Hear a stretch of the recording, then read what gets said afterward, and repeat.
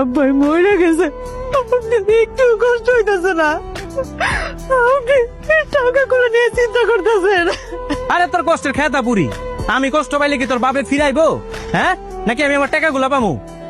শোন, তোর বাপে যেহেতু মইরা গেছে, যাইতে চাইতেছ যা, আটকামু না। কিন্তু শোন, টাকা ছাড়া এই বাড়িতে তুই পাড়া দিবি না। তোর মারে ভালো করে বুঝে কবি আমার সময় যেন তোর টাকাগুলো দিয়া দেয়। যাও নিয়ে যাও। তোর আম্মারে যেটা কইতে কইছিলাম এটা কইছিলি?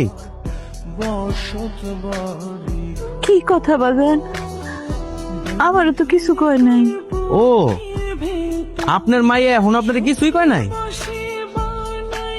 আচ্ছা ঠিক আছে, আপনার মাইয়া যেহেতু কিছু কয় নাই, এখন তো আমার কিছু করার নাই, বাধ্য হয়ে আমার কথাগুলো কইতে হইতাছে। আব্বাই তো আজকে মইরা গেছে, মইরা যাওয়ার পর তো এখন আমি বিপদে পড়ে গেছি গা, আর না কইও পারতাছি না। আমারে তো কইছিল এই মাসে পেনশনে টাকা পেলে টাকা দিব, এখন টাকা নিমু কার কাছ থেকে কোন? যাই হোক, এখন এই মাসে যদি আপনি পেনশনে টাকা পান, টাকাগুলো দিলে একটু আমার ভালো হয়। তো ব্যবসা বাণিজ্য করবো তো, টাকা পয়সার খুব দরকার। আব্বাই মরছে, একটা দিনও পার হয় নাই। আপনি একটু অপেক্ষা করে তারপর কথাগুলো কইতে। আপনার কি একটু খারাপ লাগতেছে না? আপনি তো বিরাট চালাক মহিলা, নিজের দোষটা অন্যের ঘরে চাপায়া বাইচে দিতে চান না? আপনার মায়া কইরো ঘরে গিয়া শুয়ে থাকতে, আর আপনি একেবারে নবাব জাতির মতন ঘরে গিয়া শুয়ে রয়েছেন। মায়া শ্বশুর বাড়িতে ঠ্যাঙের উপর ঠ্যাং তুলা খাইতে আপনার কি লজ্জা লাগে না? আম্মা, আপনি কিন্তু আমার মায়ের এখন অপমান করতেছেন। আমার মায়ের 2 দিনের লেখায় বাড়িতে থাকতে হয়েছে ঠিকই, কিন্তু মাই তো এবারে কাজের লোক।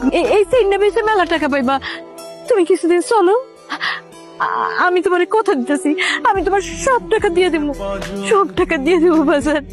ঠিক আছে, আপনি যেহেতু এত কইরা কইলেন, আমি আপনার সময় দিতেছি। 7 দিনের ভিতরে আপনি টাকা ব্যবস্থা করবেন। আর যদি টাকা ব্যবস্থা করতে না পারছেন, তাহলে আপনার মায়ের আমি সত্যি সত্যি ডিভোর্স দিব। সব দোষ তোমার আর আমার, এটা আমাকে পাপের শাস্তি।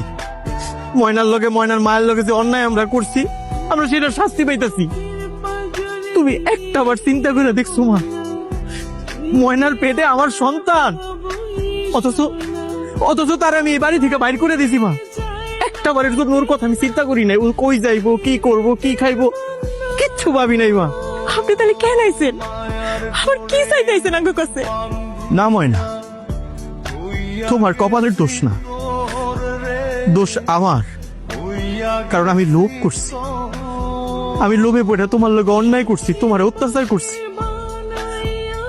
তোমার আমার বাড়ি থেকে বাইর করে দিছি। একটা বারের জন্য আমি আমার সন্তানের কথা চিন্তা করি নাই। তুমি যদি আমার ক্ষমা না করো, আল্লাহ আমার ক্ষমা করবো না ময়না, আবার মাফ করে দাও। আপনি আমার নিতে আইছেন, আমি কি আপনার ফিরাই দিতে পারি? আমি যাবো আপনার সাথে। আমার পেটে আপনার সন্তান, আমি তো তার আপনার কাছ থেকে আলাদা করতে পারবো না।